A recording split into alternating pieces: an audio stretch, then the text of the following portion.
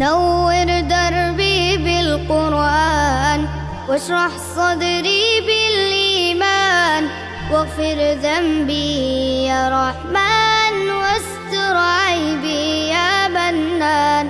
الحمد للہ والصلاة والسلام علی رسول اللہ وعلی آلہ وصحبہ وموالہ. محترم بھائیو، السلام علیکم ورحمۃ اللہ وبرکاتہ. حضرت زبیر رضی اللہ تعالیٰ عنہ اللہ کے نبی صلی اللہ علیہ وسلم کے پھوپھی ذات تھے. ان کا ایک انصاری کے ساتھ میں جھگڑا ہوا تھا کھیت کو سیراب کرنے کے معاملے کو لے کر. تو انصاری اور حضرت زبیر دونوں کے دونوں اللہ کے نبی صلی اللہ علیہ وسلم کے پاس آئے فیصلہ کے لیے. اللہ کے نبی صلی اللہ علیہ وسلم نے کہا کہ زبیر تم اپنے کھیت کو سیراب کر لو اور پھر پانی چھوڑ دینا تاکہ تمہارا پڑوسی بھی اپنے کھیت کو سیراب کر لے. انہوں نے کہا فیصلہ سن کر کے کہ یہ آپ کے پھوپھیزاد ہیں، اس لیے اے اللہ کے نبی صلی اللہ علیہ وسلم آپ ان کے حق میں فیصلہ کر رہے ہیں. چونکہ حضرت زبیر رضی اللہ تعالیٰ عنہ کا کھیت پہلے تھا اور اس کے بعد اس صحابی کا کھیت آتا تھا، تو اس لیے اللہ کے نبی صلی اللہ علیہ وسلم نے یہ فیصلہ کیا تھا کہ تم اپنا کھیت سیراب کر لو، پھر اس کے بعد پانی چھوڑ دینا تاکہ تمہارا پڑوسی بھی اپنے کھیت کو سیراب کر لے. تو انہوں نے جب ایسی بات کہی کہ یہ آپ کے پھوپھیزاد ہیں اس لیے آپ نے فیصلہ کیا ہے، تو اللہ کے نبی صلی اللہ علیہ وسلم نے انصاف کا فیصلہ کرتے ہوئے کہا کہ تم اپنے کھیت کے مڈیر تک پانی پہنچاؤ، اس کے بعد پانی چھوڑنا. اس پس منظر میں اللہ تعالیٰ نے یہ آیت کریمہ اتار دی، فَلَا وَرَبِّكَ لَا يُؤْمِنُونَ حَتَّى يُحَكِّمُوكَ فِي مَا شَجَرَ بَيْنَهُمْ ثُمَّ لَا يَجِدُوا فِي أَنفُسِهِمْ حَرَجًا مِّمَّا قَضَيْتَ وَيُسَلِّمُوا تَسْلِيمًا. تیرے رب کی قسم، یہ مومن نہیں ہو سکتے جب تک کہ تمام آپس کے اختلاف میں آپ کو حاکم تسلیم نہ کر لیں، پھر جو فیصلہ آپ ان میں کر دیں ان سے اپنے دل میں کسی طرح کی تنگی اور ناخوشی نہ پائیں اور فرمانبرداری کے ساتھ اسے قبول کر لیں. اس آیت کریمہ کے ذریعہ دراصل یہ پیغام دیا گیا کہ اللہ اور اس کے رسول کا فیصلہ اگر ہو جاتا ہے تو ایک مومن کو اختیار نہیں ہونا چاہیے اپنے معاملے میں. اللہ اور اس کے رسول کے فیصلہ کے سامنے سر ٹیک دینا چاہیے اور یہی اطاعت کا جذبہ ہے. یہاں تک کہ یہ سوال بھی نہیں ہونا چاہیے کہ ایسا کیوں کا سوال نہیں ہونا چاہیے. کیوں؟ ہم ڈاکٹر کے پاس جاتے ہیں، ڈاکٹر بولتا ہے کہ یہ دوا اتنی مرتبہ، یہ دوا اتنی مرتبہ. کیا ہمیں اعتراض ہوتا ہے کہ آپ نے یہ دوا اتنی مرتبہ کیوں کہا اور یہ دوا اتنی مرتبہ کیوں کہا؟ نہیں اعتراض ہوتا ہے. تو اللہ تعالیٰ تو حکیم ہے، ہر فیصلہ حکمت پر مبنی ہے اللہ تعالیٰ کے، اور اس کے نبی نے یہ حکم سنایا ہے. وما ينطق عن الهوى، اللہ کے نبی صلی اللہ علیہ وسلم اپنی خواہش کی طرف سے کچھ بھی نہیں بولتے تھے. تو یہ گویا کہ شریعت پوری کی پوری اللہ کی طرف سے آئی ہے، تو اس میں کسی طرح کا ایسا حکم ہو ہی نہیں سکتا جس کو عقل سلیم تسلیم نہ کرے. ہاں، ہماری بھونڈی عقل ہوگی تو وہی جو ہے نا اس کے خلاف جائے گی. تو دراصل اللہ کے نبی صلی اللہ علیہ وسلم کا کہیں بھی فیصلہ آ جائے تو اس کا موازنہ کسی انسان کے قول سے بھی نہیں کرنا چاہیے. اللہ کے نبی صلی اللہ علیہ وسلم کے قول کو سر آنکھوں پر رکھنا چاہیے اور اس پر عمل کرنا چاہیے.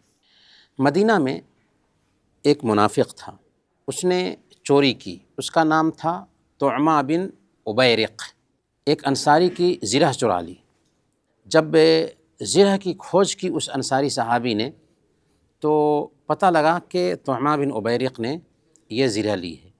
اس نے کیا کیا، چالاکی سے اس زرہ کو لیا اور اپنے ہی یہودی پڑوسی کے گھر میں اس زرہ کو پھینک دیا.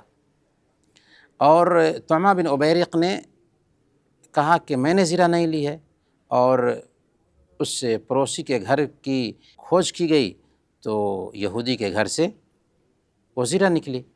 اللہ کے نبی صلی اللہ علیہ وسلم کے پاس کیس کیا تو طعمہ بن عبیرق اور اس کے خاندان کے لوگ تھے، اس کے بھائی تھے، سب کے سب آ کر کے کہنے لگے کہ یا رسول اللہ، زرہ تو نکلی ہے ایک یہودی کے گھر سے، تو سزا یہودی کو ملنی چاہیے.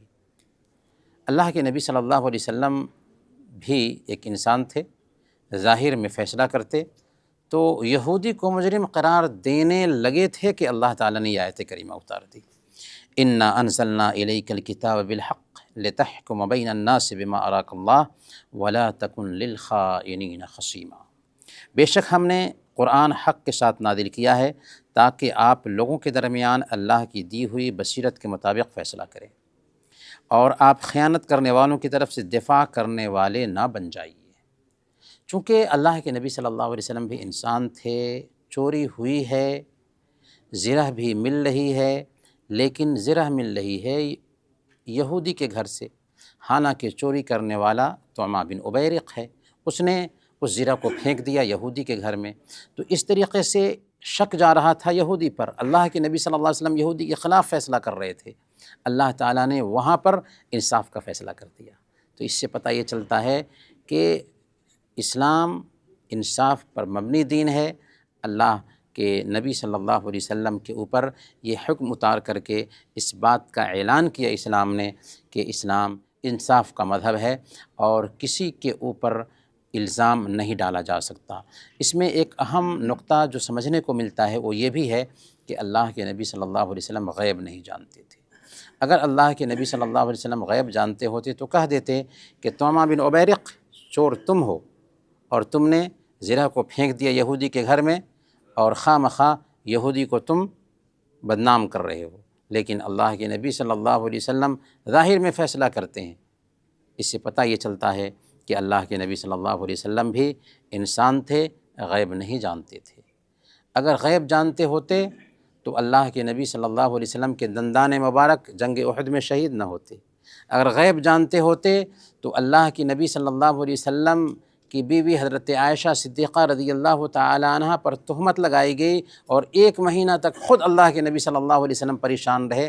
اگر غیب جانتے ہوتے تو کہہ دیتے کہ میری بیوی پاک دامن ہے، یہاں تک کہ 1 مہینے کے بعد براءت کی آیت اترتی ہے۔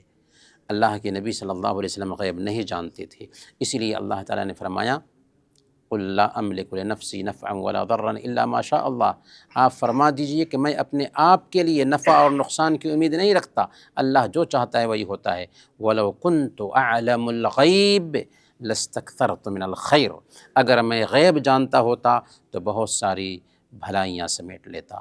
تو اللہ کے نبی صلی اللہ علیہ وسلم کے بارے میں بھی ہمارا یہ عقیدہ ہونا چاہیے کہ اللہ کے نبی صلی اللہ علیہ وسلم پر وحی آتی تھی، غیب کی خبریں اللہ تعالیٰ جتنا چاہتا تھا بتاتا تھا، لیکن بذات خود آپ کے پاس غیب کا علم نہیں تھا۔